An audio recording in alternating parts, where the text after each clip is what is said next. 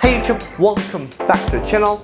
If you're new here, my name is Javohir, and in today's video, as you've already seen the title, we're going to be going through admission process of American universities. Back in the days when I was a kid, I was like 5 or 6th grade, I used to go to the internet and search for the best university of the world. And when I go into the university rankings, I would usually see the Harvards, MITs, Oxford, Cambridge, Yale, Princeton, Stanford universities, and Columbia and other colleges on those lists. And I always dreamed about studying in one of them because they would give me scholarships, they would pay for my everything, my whole tuition fees and for traveling costs, for everything. They would cover everything. But when I look back at the time, I see that I don't really have any kind of idea what kind of admission process do these universities have, because in my view, in my world view, in my perspective, the university was like you take an entrance exam and if you pass exam then you got into, but if you failed your admissions exam then you are not getting into that university.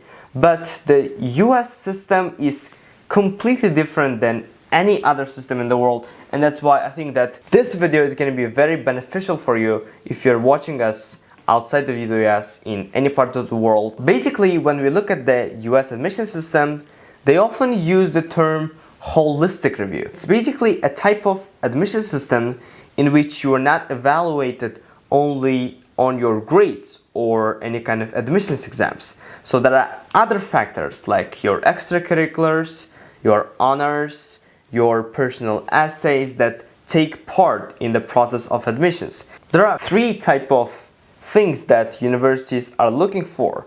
So the first one are academics, the second one are extracurriculars, and the third ones are character and your personality. Going to academics, there are several substitution parts of the academics process, and basically they want students, top universities and any other college, they want students who are bright academically. They are going to be looking at your transcript, they're going to be looking at your class rank, GPA, honors, Olympiads, your SATs, your language tests. The first thing that all schools require you to send is your transcript. So transcript is, as you probably know, is basically your grades for the high school. They want to see what kind of classes you took and what kind of progress you made in those classes and how was that progress. Was it a downward trend or an upward trend?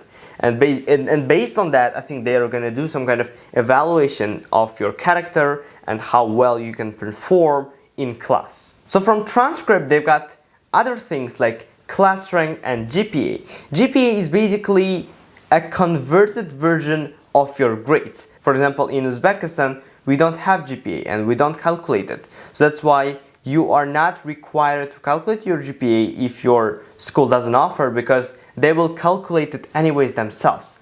And the other thing is the class rank. So the class rank is basically how high you are in your class. For example, they say like top 5%, top 10%. In most schools, it's not offered. They don't give class ranks.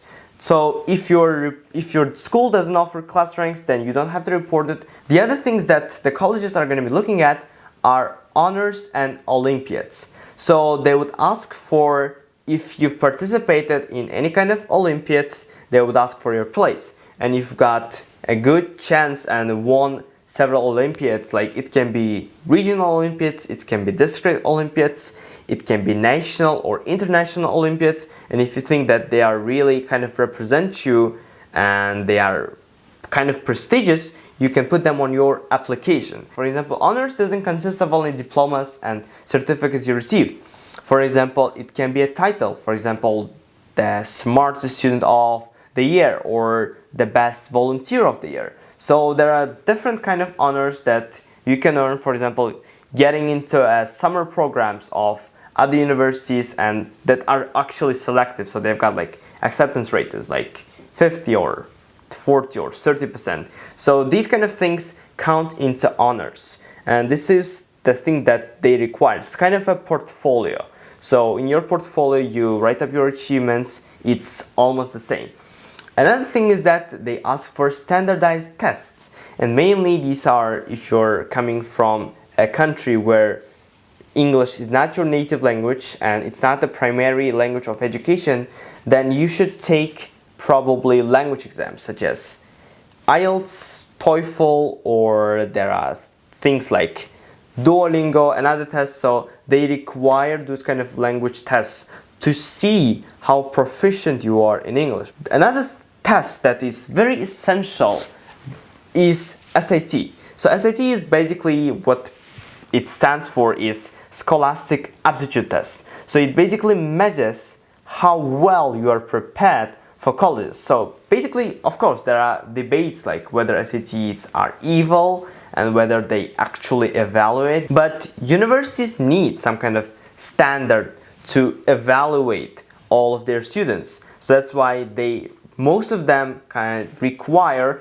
although many of them went test optional for this year because of the coronavirus, because many students couldn't take, but it's nice to have a high score in SAT if you want to really stand out, because that's what really shows that you are academically smart and prepared to study at college. Okay, so now let's look at the second thing, which are extracurriculars. This is actually one of the favorite and parts of the US college admissions, because the thing is that US colleges, as I said, not only interested about your academics. So they want to see you as a person, as an individual, and to evaluate that, they want to see things that you've done outside of the classroom. So these things are called extracurriculars, and extracurriculars are very important when it comes to admissions.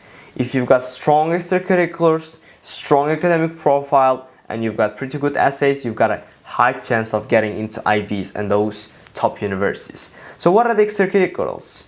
So we can say the sports, the arts, the internships you did, the volunteer jobs, and anything you've done outside of the class. It can be a passion project, it can be a YouTube channel, it can be a blog, it can be anything. Literally, as I said, anything you've done outside of the class, if it's something that has impact, if it's something that shows passion and determination, if it's something that shows dedication and time and effort, this is something that you should probably put on your application. So these are the extracurriculars.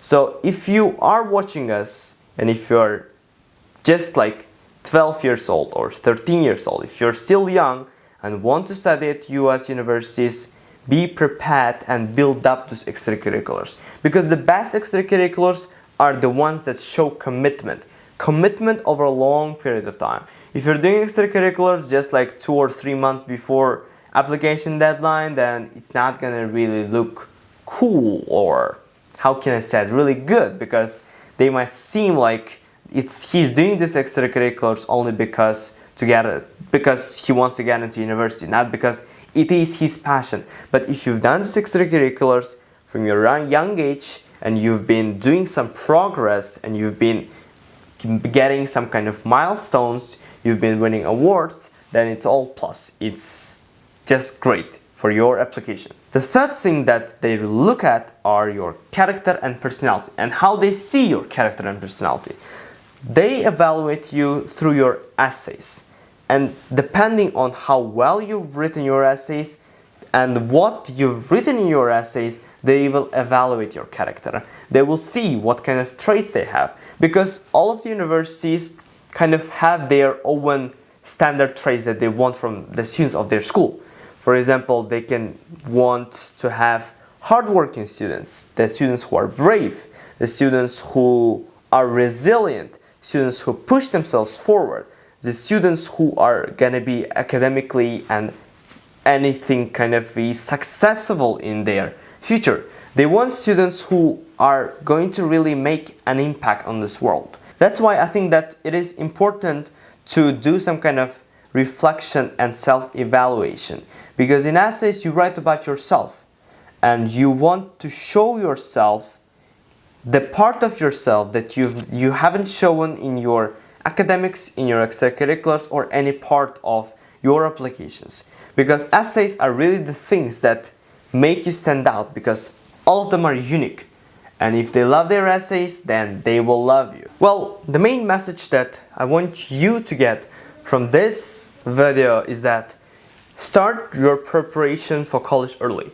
If you want to study in US and if you want to get scholarships, start your research right now, the moment you finish this video, and try to meet up those requirements, try to build up your extracurriculars. And because, as I said, it's difficult to stand out as an international seeking probably full scholarship for American colleges. That's why try your best to become the best, to building the best profile you can, and start your preparation early on. Anyway, thank you for watching this video.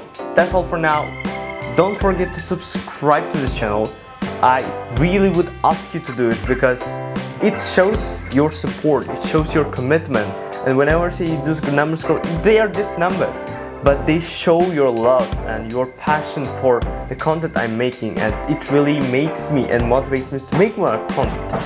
And if you like this video, don't forget to like, let me know your opinion in the comment section, and I'll see you in the next one. Peace.